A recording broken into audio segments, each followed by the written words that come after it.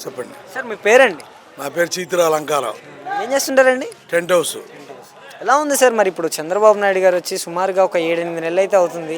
ప్రభుత్వం పనితీరు ఏ విధంగా కొనసాగుతుంది అనుకుంటున్నారు? ప్రస్తుతం బాగానే ఉంది, ఇబ్బంది ఏం లేదు. ఇప్పుడు 7 నెలలే కాబట్టి చాలా వరకు పర్లేదు. ముందుగా బాగా చేస్తాడు, ఇబ్బంది ఏం లేదే. బాగానే చేస్తాడు ముందుగా, ఇబ్బంది లేదు. అంటే సార్ ఈ పథకాల గురించి బాగా విమర్శలు అనేవి ఎక్కువగా అయిపోయాయి.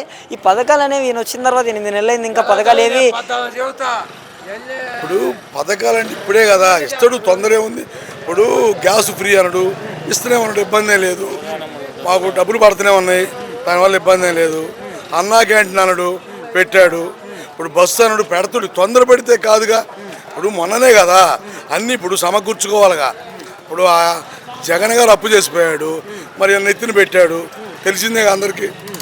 తొందర పెడితే కాదు కదా, నిదానంగా అయింది. తొందర పెడితే ఎట్టయిద్ది? ఇప్పుడు రోడ్లు ఉన్నాయి, అంతమంది పెద్ద పెద్ద గోతులు ఉన్నాయి. ఇవాళ చాలా వరకు ఇంకొక 5%, 7% ఉంది, అది కూడా చేస్తాడు. పల్లెటూరు రోడ్లు కూడా బాగానే వేస్తాడు, సిమెంట్ రోడ్లు. ఇప్పుడు పింఛన్లు కూడా బాగానే వేస్తాడు. అంత పింఛన్ ఆడిచ్చాడు సరేగా. ఎప్పుడు డబ్బులే అని చెప్పి ఎప్పుడు 2వ తారీఖు 3వ తారీఖు ఇచ్చిన రోజులు కూడా ఉన్నాయి. ఇవాళ ఏంది, నెలలోపే ముందు స్టార్ట్ చేస్తున్నారు, ఇస్తూనే ఉన్నారు, ఇబ్బంది లేదే. అంత ప్రస్తుతం బాగానే ఉంది, ఇబ్బంది లేదు. ఇంకా కూడా బాగానే చేస్తాడు.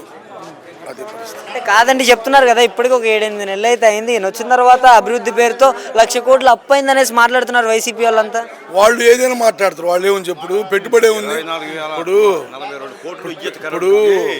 పెట్టుబడి ఏమని చెప్పు, ఆయన అప్పు చేసిపోయాడు. కరెంటు బిల్లు ఎప్పుడో ఇప్పుడు వేస్తారు, కరెంటు బిల్లులు ఎప్పుడో ఇప్పుడు వేయాలి కరెంటు బిల్లు చెప్పండి. ఇప్పుడు ఈయన చెప్పుకునే కావు, నిదానంగా అయితే వర్కౌట్ అయితే తొందరపడితే కాదుగా. అది పరిస్థితి. మరి ప్రధాన ప్రతిపక్ష హోదా కావాలనేసి ఈయన అసెంబ్లీలో కూడా మాట్లాడుతున్నాడు. ఎందుకు పని లేకనా? ఎందుకు 3 రాజధానులు అన్నాడు? ఇప్పుడు అది కాదు, 3 రాజధానులు అన్నాడు.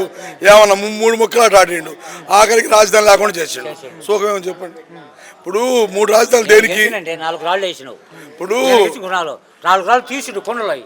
ఇప్పుడు పోలవరం ఏమన్నా అన్ని డబ్బులు నూకిపోయారు, కానీ పని చేశారా? తొందరపడితే కాదు, నిదానంగా అయితే.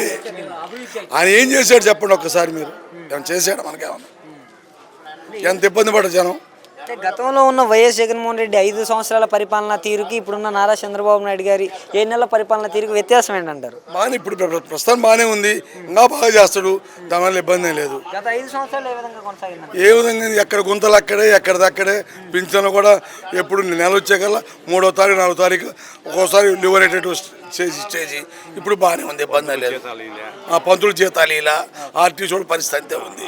ఇప్పటికైతే పర్లేదంటారు. ఇప్పటికి ఇబ్బంది లేదు, ఇంకా కూడా బాగానే చేస్తాడు. Okay, thank you.